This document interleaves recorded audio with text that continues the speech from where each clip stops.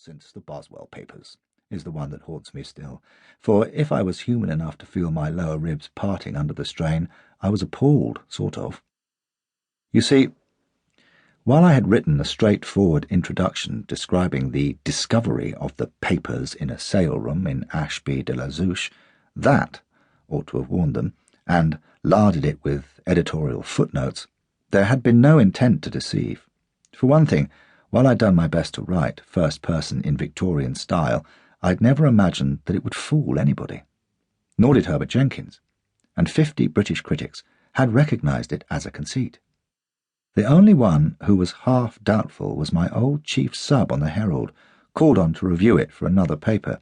He demanded of the Herald's literary editor, "This book o' Geordie's isn't true, is it?" And on being assured that it wasn't, exclaimed, "The conniving bastard," which I still regard as a high compliment.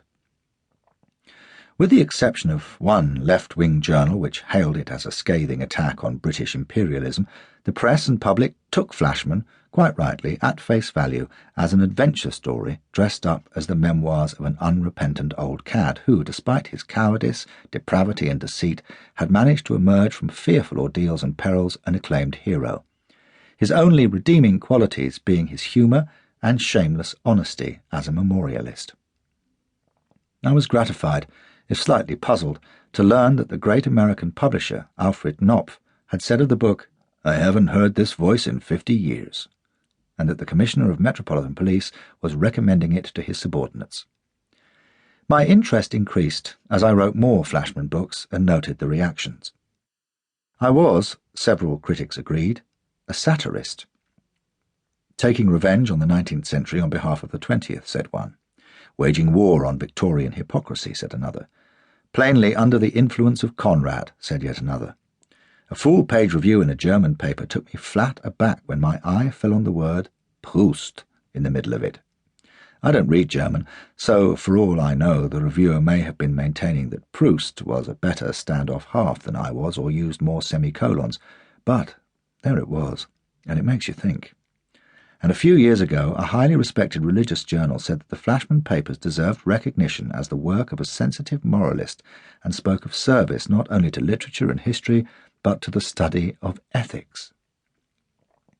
My instant reaction to this was to paraphrase Poins.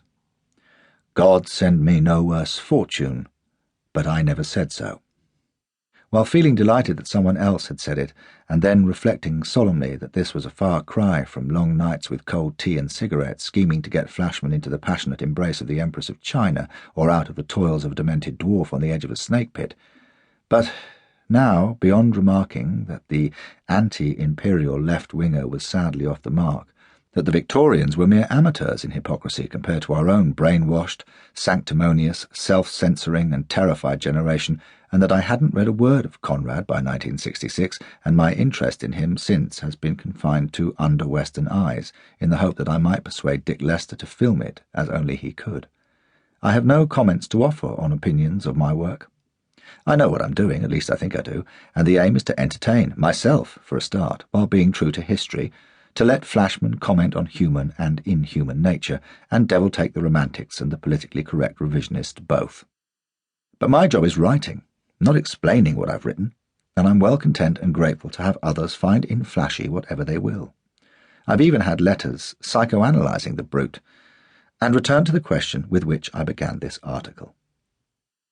A lifelong love affair with British imperial adventure, fed on twopenny bloods, The Wolf of Kabul and Lionheart Logan. Where are they now? The barrack room ballads, films like Lives of a Bengal Lancer and The Four Feathers, and the stout-hearted stories for boys which my father won as school prizes in the 1890s. The discovery, through Scott and Sabatini and Macaulay, that history is one tremendous adventure story, soldiering in Burma and seeing the twilight of the Raj in all its splendour. A newspaper-trained lust for finding the truth behind the received opinion, being a Highlander from a family that would rather spin yarns than eat. I suppose Flashman was born out of all these things, and from reading Tom Brown's Schooldays as a child, and having a wayward cast of mind. Thanks to that contrary streak, I always half hoped that Rathbone would kill Flynn,